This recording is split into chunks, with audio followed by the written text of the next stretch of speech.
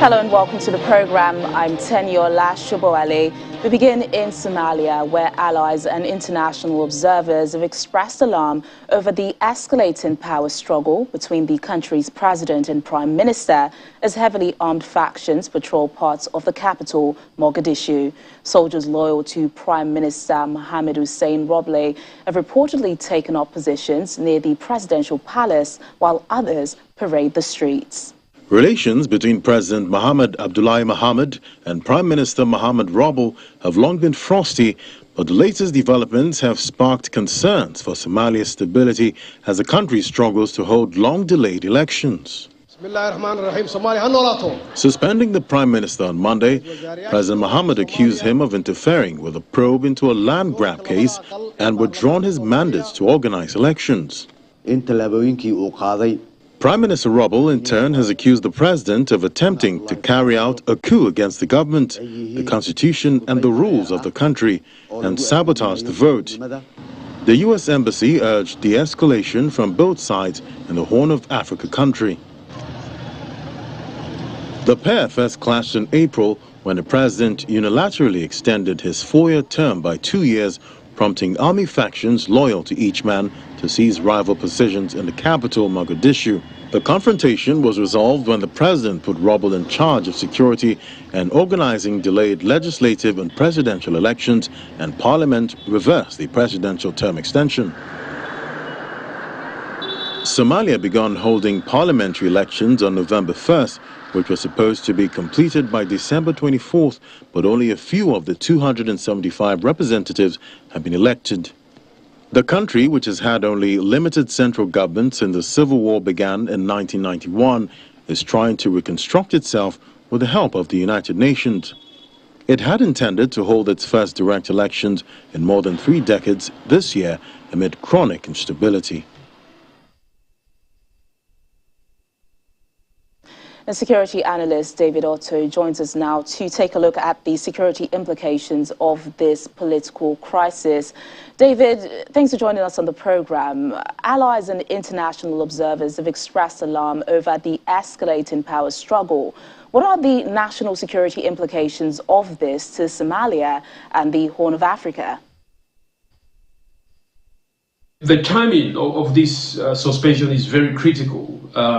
Not just for the political stability of Somalia, but as you rightly said, for the general instability of the region. Of course, but what one needs to be very clear is that this is only a suspension and not a dismissal. The president has accused the Prime Minister Mohamed Roble of corruption charges, and in return, the Prime Minister has also accused the president of applying tactics to suspend and some kind of delay the presidential elections. Remember the 17th September agreement, which made it very clear that elections were supposed to be held sometime in September, but then it was pushed to November, and then there was another push towards December. And this event, unfortunate, is one that comes at a very critical time. So the stability of Somalia itself will be at stake. You've got to remember there are several factions here. Somalia is a very tribal society, and there are people who have taken sides on behalf of the Prime Minister, and there are also government officials that are siding with the president. And unfortunately, the international community has taken a neutral stand. Which could be seen by many as fueling further instability within Somalia and the region. But this particular incident, which has prevented the Prime Minister from actually getting access to his office, is raising a lot of security tensions in Somalia, and that is an area that needs to be watched very, very closely. Well, some experts have said the election deadlock has distracted leaders from Somalia's larger problems, well, most notably the Al-Shabaab insurgency. Could this suspension embolden Al-Shabaab militants and fuel further violent activities in the region? Of course, these kind of incidents will further, increase the ability and the capacity of groups like Al-Shabaab that have been operating in Somalia for decades, to continuously fuel, their violence. I mean, what terrorist organizations like Al-Shabaab want most is where there is chaos. They will continuously portray the government as incapable of governance, as being incapable of any form of unity, and then provide or present themselves as a pseudo state. One has to remember very well that Somalia is situated in a region which is very fragile. We've seen the current security situations in Ethiopia. So the implications are quite dire. Al-Shabaab doesn't just have links within Somalia; it operates and has sleeper cells within the region and has carried out attacks as far as Uganda. So I think this instability within Somalia will have a ripple effect if the relationship between the president and the prime minister continues to be sour. One has got to remember this is not the first time that the president is either suspending or dismissing the powers of the prime minister. This cannot go on, and without elections, without Somalians going to the poll and making that decision to vote in a government, then Somalia and the region will continuously be in total chaos. So I think we're looking forward to some kind of a repair of the relationship between the prime minister and the president. But this is where we are at this point. All right, then, security analyst, thank you so much for your time on the program. Over in Mali, the military government has launched a 4-day national forum on returning the country to civilian rule following the country's August 2020 coup. The authorities are showcasing the National Conference on Reform as a chance for the public to foster change. But main groups have already lashed the project and say they will boycott it.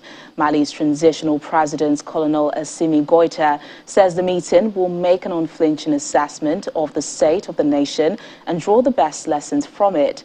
Mali has enjoyed only brief spells of political stability since it gained independence from France in 1960. In August 2020, young officers led by Goïta toppled the country's elected president, Ibrahim Boubacar Keïta, after weeks of street protests over perceived corruption and his handling of a bloody uprising.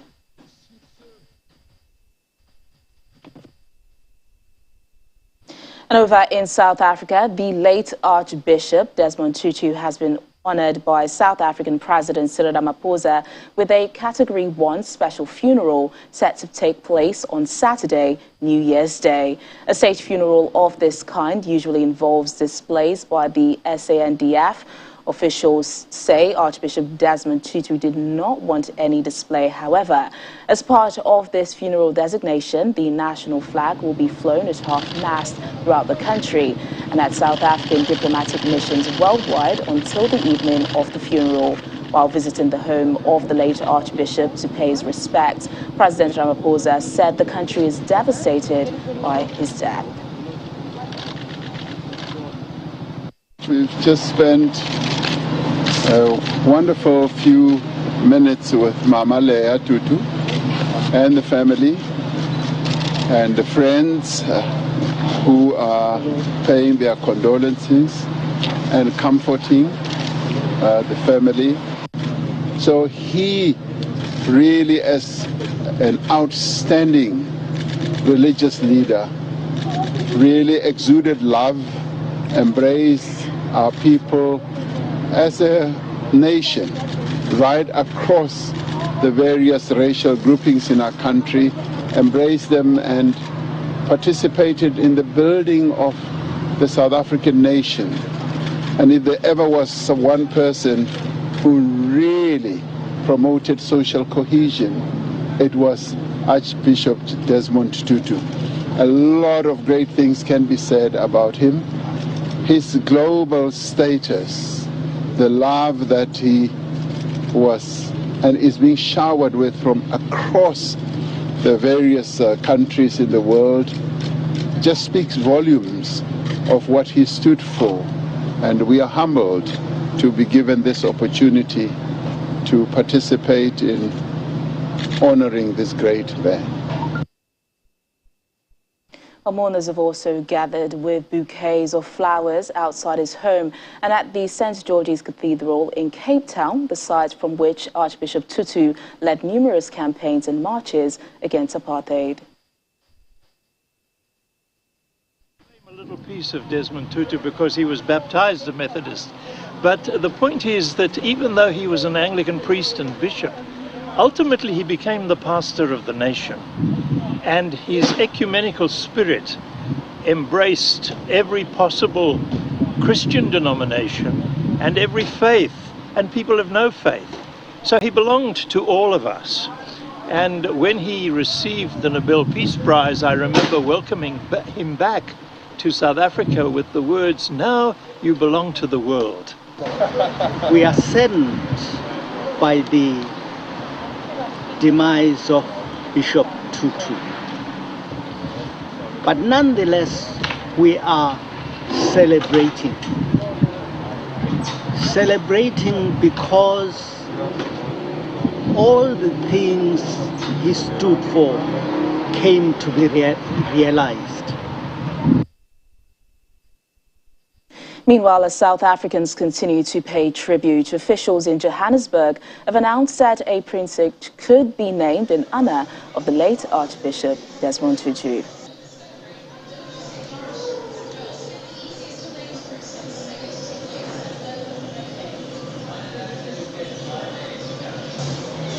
We've also received requests from the church through the Dean, Father Kolani, to consider naming this precinct the Archbishop Desmond Tutu precinct.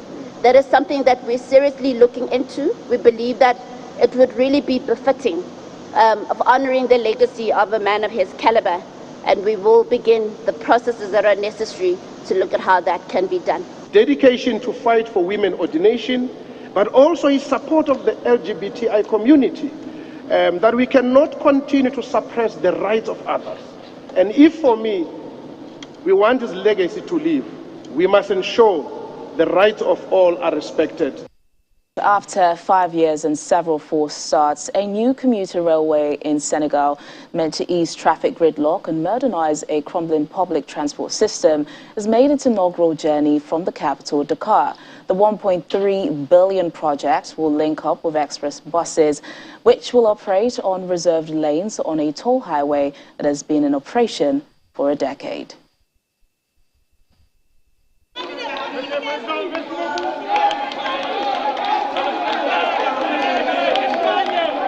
The regional express will connect Dakar with Diamniadio, an industrial city being built on a dusty plain about 25 miles away.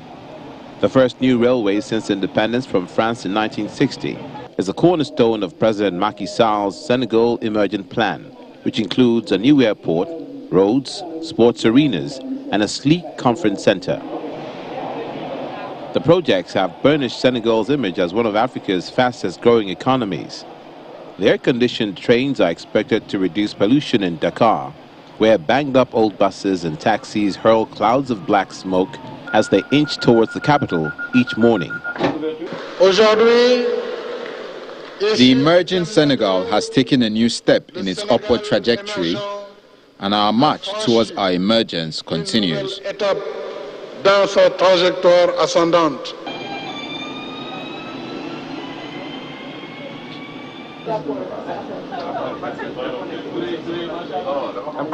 The 45-minute ride with built-in Wi-Fi will cost nearly $3 in a country where half the population lives in poverty, though shorter trips will be cheaper. All Dakar residents are victims of traffic jams.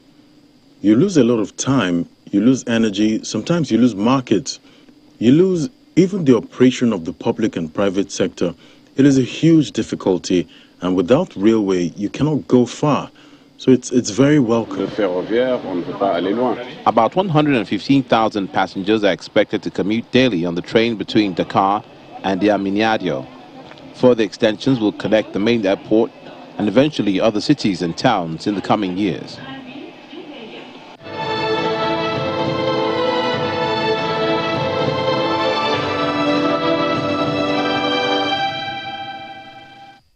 Marking the International Day of Epidemic Preparedness, UN Secretary-General Antonio Guterres says the COVID-19 pandemic has demonstrated how quickly an infectious disease can sweep across the world, push health systems to the brink and upend daily life for all of humanity. He says COVID-19 will not be the last pandemic humanity will face, and the world needs to prepare for the next one. COVID-19 demonstrated how quickly an infectious disease can sweep across the world, push health systems to the brink, and upend daily life for all of humanity. It also revealed our failure to learn the lessons of recent health emergencies like SARS, avian influenza, Zika, Ebola, and others. And it reminded us that the world remains woefully unprepared to stop localized outbreaks from spilling across borders and spiraling into global pandemic.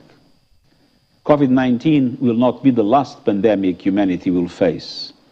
Infectious diseases remain a clear and present danger to every country. And as we respond to this health crisis, we need to prepare for the next one. This means scaling up investments in better monitoring, early detection, and rapid response plans in every country, especially the most vulnerable. The least vaccinated country against COVID-19 in the world, the Democratic Republic of Congo, is struggling to keep up with a fourth wave of the coronavirus, which is pushing its limited healthcare facilities to the brink. Fewer than 300,000 people out of a population of 19 million have received at least one dose of a COVID-19 vaccine.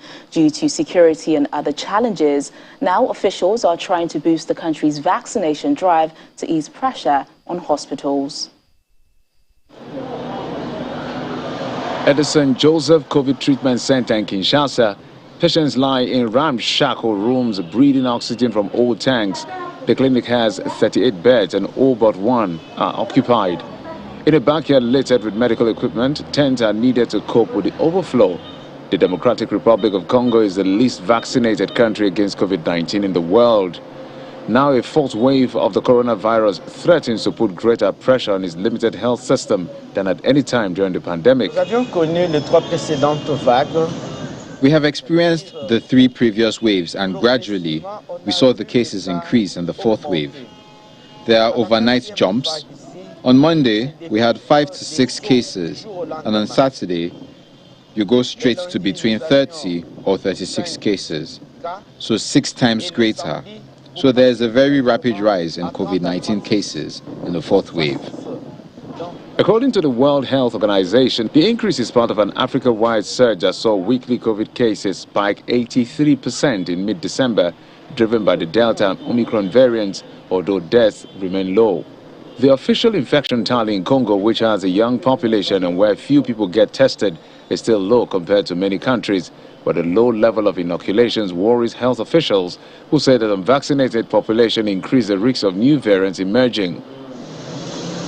Fewer than 300,000 people out of a population of 90 million have received at least one dose, lower than anywhere else. Hostile terrain, remote populations and lack of resources have stunted vaccine rollouts.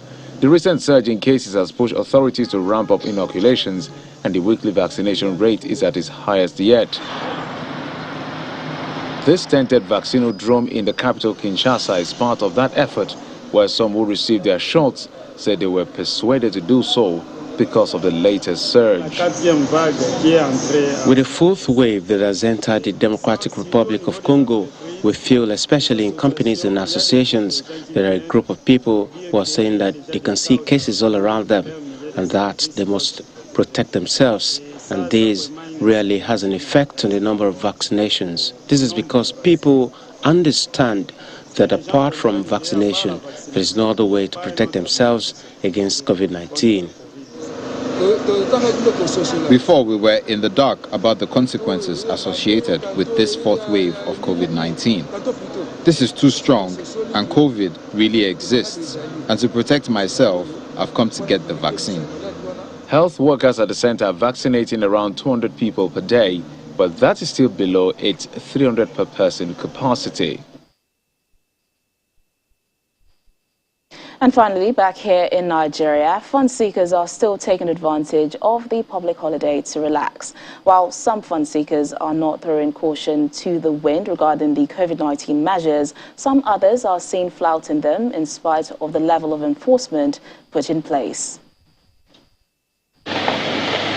The Yuletide celebration continued on its third day in Nigeria following the federal government's declaration of Monday and Tuesday, December 27 and 28th, as public holidays. And that's what these families are latching onto to make out time for family moments together, hanging out at fun spots and recreation centers. Father, mother, children, everyone finds a game that appeals to them. That's besides the family selfies. Coming here to have a little fun, it just helps you relax your nerves and then to forget about things or the atmosphere of life that has actually troubled you. Like I have a vacation, I've had a very busy year, and also give me the opportunity to relax, to plan for year 2022. I really enjoyed it. I don't even know how to define it, but I was very afraid. While the fun seekers take advantage of the moment, they say it is with a sense of responsibility, having in mind the COVID-19 pandemic. There is actually nothing we can do right now. We just have to protect ourselves and make sure that while you're having fun, you're also staying safe. Most times our children are locked up indoors. It's an opportunity to allow them to exercise their God-given energy and to feel free for once after the pandemic. There is hardly any public facility that does not display the condition to access the facilities without observing COVID-19 protocols is the most prominent. In addition, some go on to enforce them. In spite of these efforts and the level of awareness, some fun seekers still disregard these safety protocols. You know, Nigerians, we don't allow them to come in without face masks, but immediately they come in. Some, we try to enforce it that they must put it on. But an average Nigerian, I mean, being what they are, but we don't allow them to come in without their face masks. For many, the public holiday, which ends on Tuesday, also puts an end to the fun.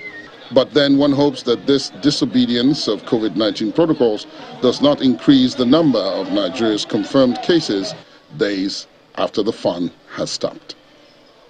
And that's the program today. Thank you so much for watching. I'm Teniola Shoboale.